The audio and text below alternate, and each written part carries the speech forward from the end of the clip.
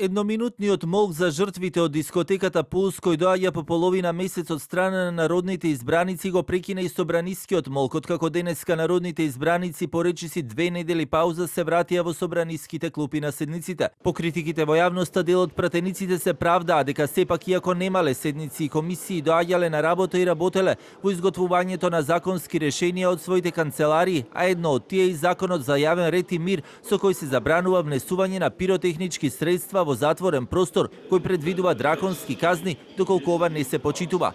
Законското решение предвидува и казни за физички лица и до 250 евра, за правните лица и по неколку илјади.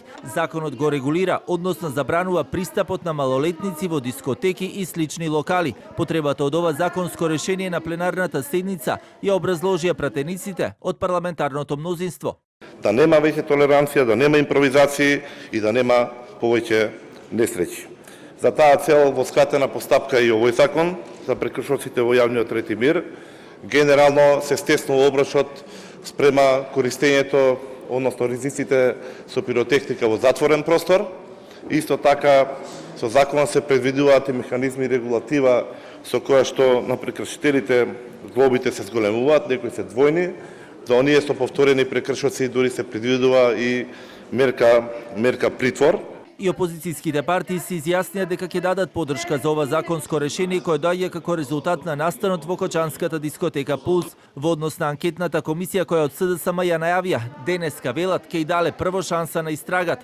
Во моментот кој ќе заврши истрагата и зависно од резултатите од истрагата.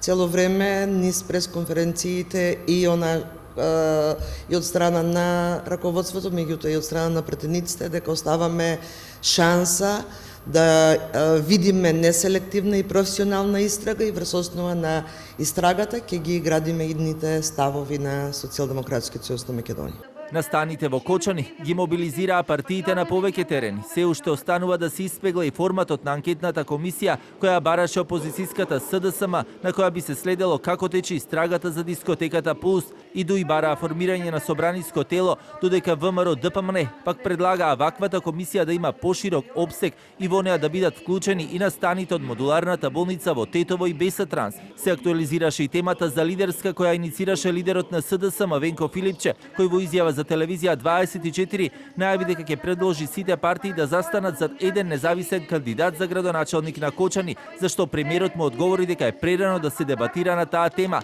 но е отворен да го слушне планот кој што Филипче го најавува за реформи во земјата.